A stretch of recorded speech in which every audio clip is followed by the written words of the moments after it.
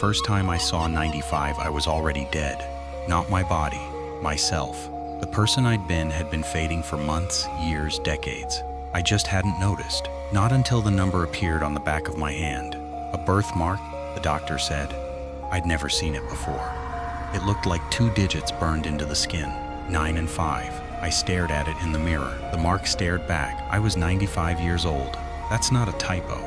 I was born in 1929. I've seen wars, moonshots, the rise and fall of empires. I've buried 2 husbands, 3 children, and more friends than I can count.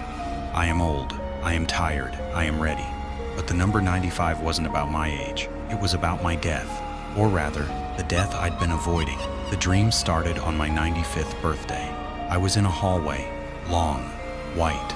The walls were lined with doors, hundreds of doors. Each door had a number, 1 through 95. I walked down the hallway. The doors were labeled with years. 1929, 30, 1931. The year I was born, the years I grew up. I stopped at door 1945, the year the war ended, the year I got married. I opened the door. Inside was a room, a small room. In the center, a bed. On the bed, a woman, me.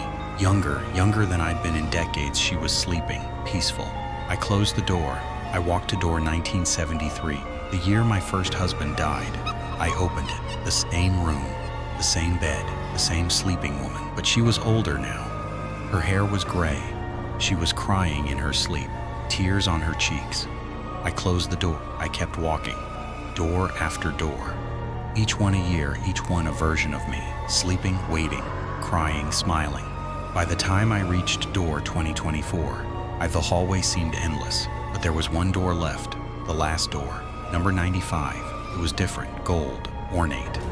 The number was carved in script. I opened it. Inside was a room, not a bedroom. An empty room, white walls, white floor, white ceiling. In the center, a chair. In the chair, a figure. It was me, the me I am now. Old, wrinkled, tired, but my eyes were open, bright, aware. You've been avoiding this room, the other me said. Her voice was mine, but stronger. You've been walking down this hallway for 95 years. Every time you faced a door, you turned away. Every time you had a chance to open it, you chose to keep walking. But this is the last door, the 95th, the door of no return. I asked her what was behind the door. She stood up. She walked to the wall. She touched it.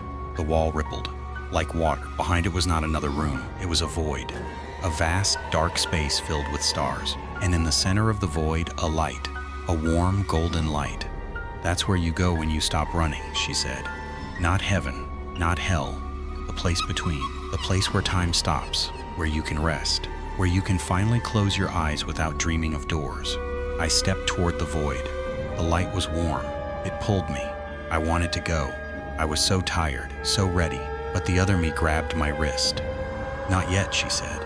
You have one more thing to do, one more memory to face, the one you've been running from your whole life, the one behind the door you never opened. She pointed at the hallway, at a door I'd missed. It was small, hidden between 1945 and 1946. The number was faded, almost invisible, 1945. But not the end of the war, the end of something else. I walked to the door. I turned the knob. The room was a nursery. Crib, mobile, yellow wallpaper, and in the crib a baby girl. She was crying. No one was there to pick her up. I recognized her. She was my daughter, my first daughter, the one who died, the one who was born in 1945 and died in 1945, the one I never held, the one I never named, the one I'd been running from for 79 years. I walked to the crib. I picked her up. She was light, warm. She stopped crying. She opened her eyes. They were mine. "Hello, Mama," she said.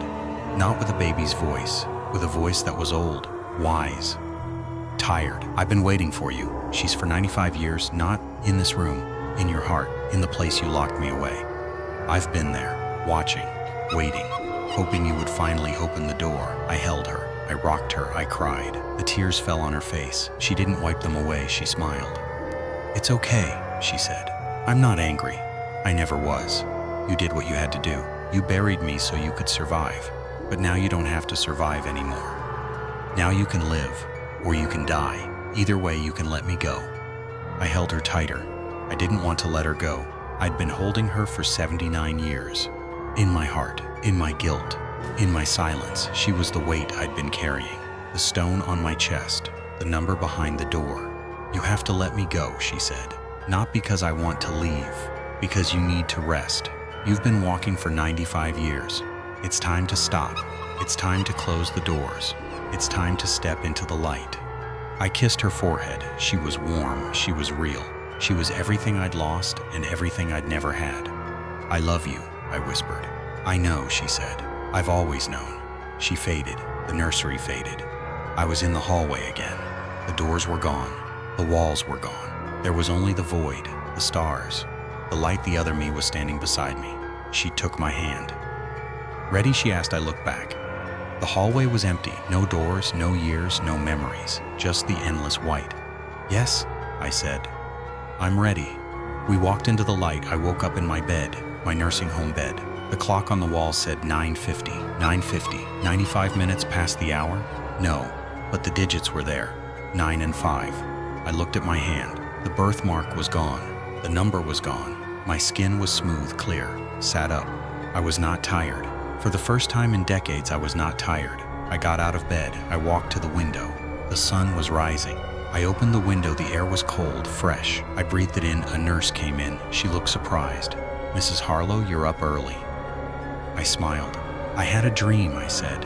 "A long one. But I'm awake now." She helped me get dressed.